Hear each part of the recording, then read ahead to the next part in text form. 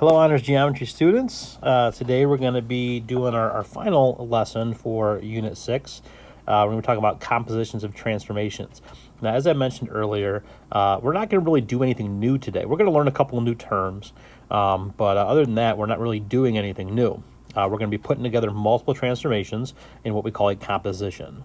All right, so the first thing we have is our vocab word, which is a glide reflection. So a glide reflection is a specific type of transformation, specific combination where we use a reflection and a translation, and they translate through the line that is parallel to that line of reflection. And I'll explain what that means, all right? So what this means is that the line of translation, so for example, if I'm looking at, these feet right here, right? So this foot is going to be translated horizontally right there to go from one foot to the next foot, okay? And then when I reflect this, it's going to reflect over a line of reflection to make, the feet on the bottom part right here, okay? So what we see here is that this red line, the path of translation, is parallel to that blue line, the line of reflection, okay? So a glide reflection specifically has the translation line and the reflection line be parallel to each other. We're going to do an example in a minute, so I'll show you another example of what this looks like. But again, that's what I mean when I say, through a line parallel to that line of reflection. And again, the other vocab word we have is composition of transformations, which again, this is when two or more transformations are combined to form a new transformation. Most of the time we just do two. We're going to do actually one today where we're going to do three separate transformations. Again, really it could be two, it could be three, it could be as many as like 10. We'll probably never ever do anything like that. The most we'll do is probably just going to be three. All right, so let's take a look at this first one. So this is going to be a glide reflection. And again, I'll kind of show you at the end why it ends up being a glide reflection and how we can kind of check and make sure things are glide reflections. All right, so I've go ahead and graphed triangle ABC. So if you want to go ahead and pause the video right now and graph that yourself, you can put that on there, and then we're going to go ahead and start with our transformations. So the first transformation I'm going to do is a translation rule, x minus 8, y. So remember, we have this x minus 8. That means I'm just going to move things horizontally, and then that y coordinate is going to stay exactly the same. So I'm going to do this to all my original points that I have. So again, 2, 1 is going to become a prime. So 2 minus 8 is going to be negative 6. And then 1, and again, the y coordinate stays exactly the same. That's not going to change at all, right? 5 minus 8 is negative 3. And then still that y coordinate is still 3. And then 6 minus 8 is going to be negative 2. And that y coordinate stays 2. So my points for A prime, B prime, and C prime are going to be negative 6, 1.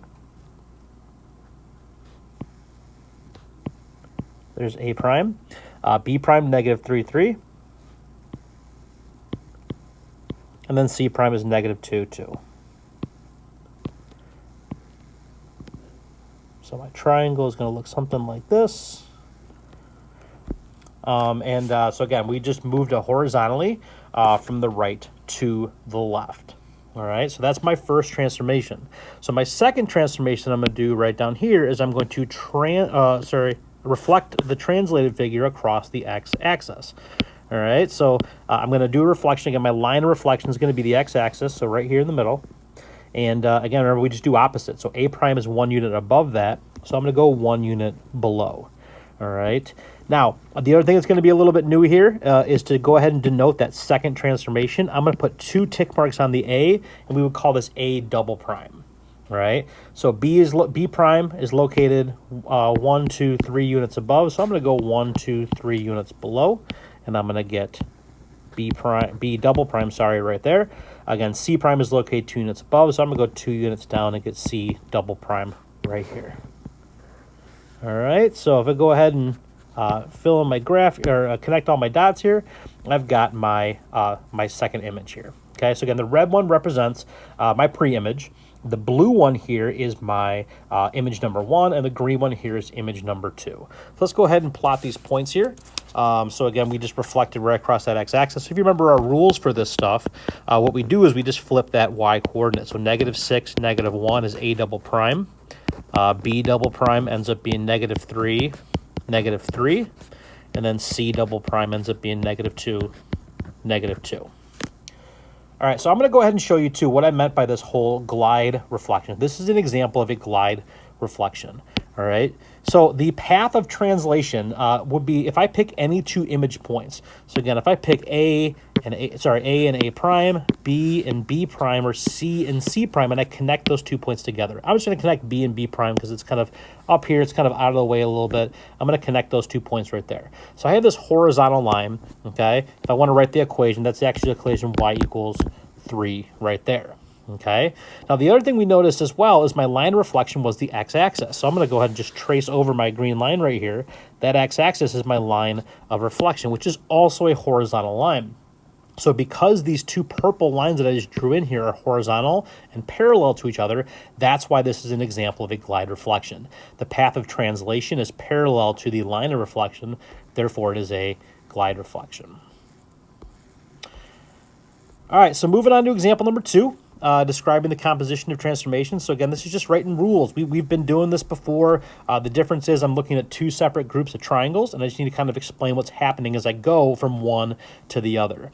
All right, so we start off with ABC to A prime, B prime, C prime. So it's important when we're doing this, guys, we're just focused on, these 2 triangles right here. I'm not even worried about what's happening, up here. I'm just looking at, what's going on with these 2 triangles right there. And I'm kind of trying to figure out, well, what happened? So we're looking at how did this triangle become this triangle up here? Well, it appears to be a reflection. And as we mentioned before, we have, 2 parts of this. So part 1 is, go ahead and tell me what is the transformation. And the transformation here is going to be a reflection, okay? Part 2 is tell me the rule. In this case, what is the line of reflection? So again, looking for that middle point that this is reflected over. Again, this one's pretty easy to see. It's reflected over the x-axis. All right, so that is a reflection over the x-axis. All right, now part 2 of this is how do we get from triangle A prime, B prime, C prime to A double prime, B double prime, C double prime. Okay, so again, I am just solely focusing now on this triangle right here and this triangle right here. I'm just looking at those 2. How did I get from one to the other? I don't care about that first triangle now. That's not really what I'm going for this one. I'm trying to get from the first image to the second image. And again, kind of, using the different kind of tricks we learned to do this, I like to pick 2 image points, A prime and A double prime right there. And this is going to end up being a translation because, again, the orientation is going to be exactly the same. It really hasn't changed. And then when I do a translation rule, when we got to write down the actual rule itself, x comma y, and then I need to write out the specific, how did x and y move? All right, so horizontally, I went from here to here. So again, I'm just going to count that. So it's 1, 2, 3, 4, 5, 6 units to the right. So that's going to be a positive x shift, so x plus 6. And then for my y shift, I went up 2 units right there. So that's going to be a positive y shift, so y plus 2 is going to be that rule. All right. So again, this is just identifying the rules. Again, the big thing to make sure is that I do the specific rules, A, B, C to A prime, B prime, C prime, and then I go from image 1 to image 2. Don't try to go from the original, to that second image. That's not how we do this. All right. All right, for a final example, we're going to have this triangle right here, and we're actually going to perform 3 separate transformations on it. All right, so if you want to go ahead and write down the coordinates for ABC, A is negative 7, 1, B is negative 3, 4, and C is negative 2, 1. All right, so up here it's telling me exactly what transformations I'm going to do.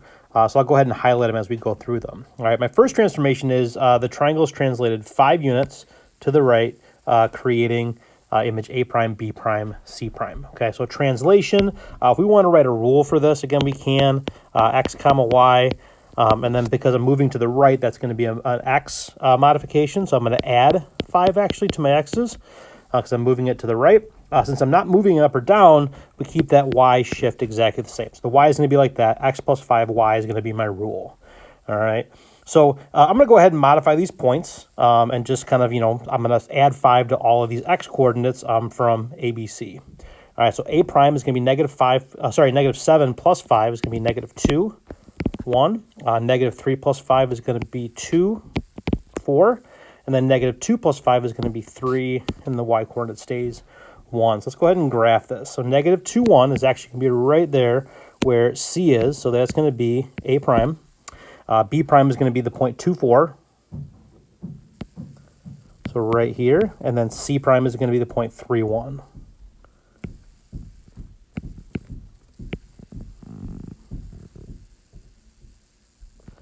All right, so my triangle is going to look something like this. Again, we talked about being just a shift to the right, 5 units to the right specifically. So that's exactly what that's going to look like right there. All right.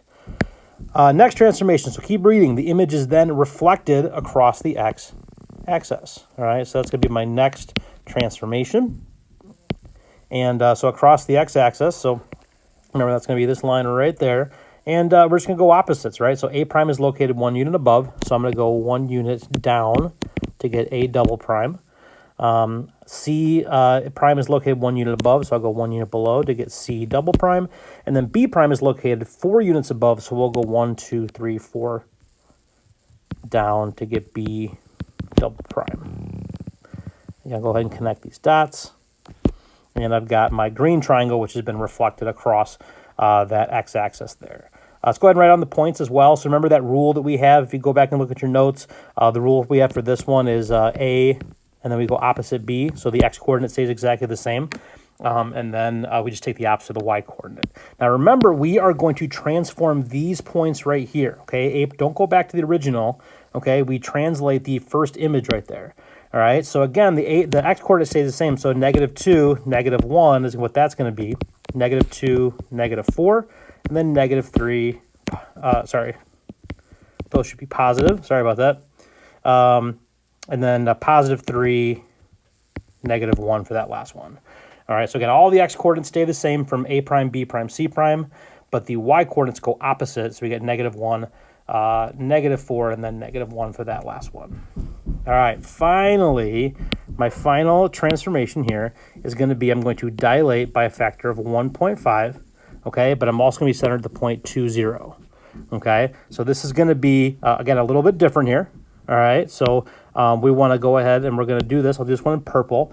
Let's go ahead and show where that center of dilation is going to be first. So 2, 0 is going to be this point right there. That's going to be my center of dilation. Put a little X through there so I know that's my center of dilation. So again, remember when I do this, what I'm doing is I am figuring out what's the distance from every single one of these points to that center of dilation. Okay, so where is A prime A double prime in relation to that center of dilation?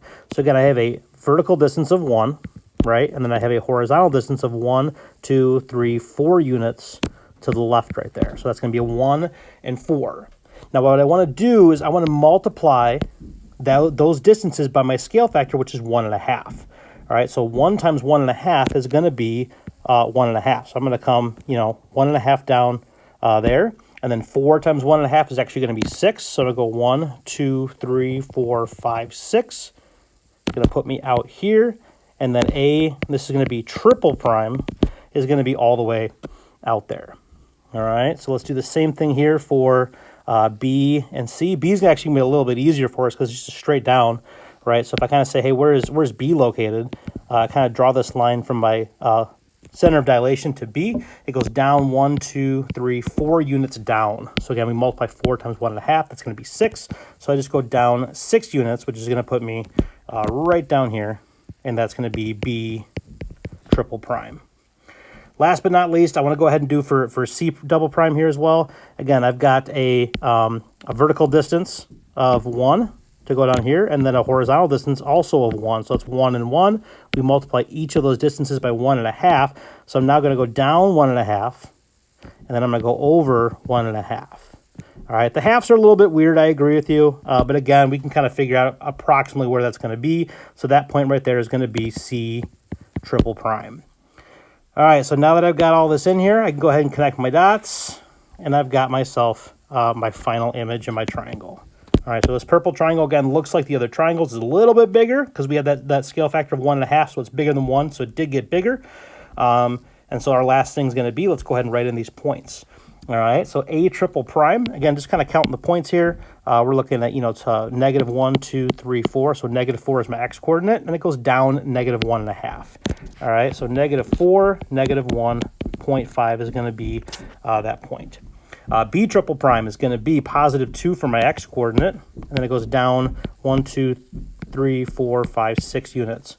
All right, so 2, 6 is going to be B triple prime. And then lastly, we've got C triple prime. It's going to be to the right 1, 2, 3.5. So my X coordinate is going to be 3.5. And then my Y coordinate, again, I go down from right here, down 1.5. So I get 1.5, negative 1.5. Sorry, and then this B triple prime, that should be a negative 6 up there as well. So sorry about that. All of my Y coordinates here should be negative because they're all happening below that X axis. All right.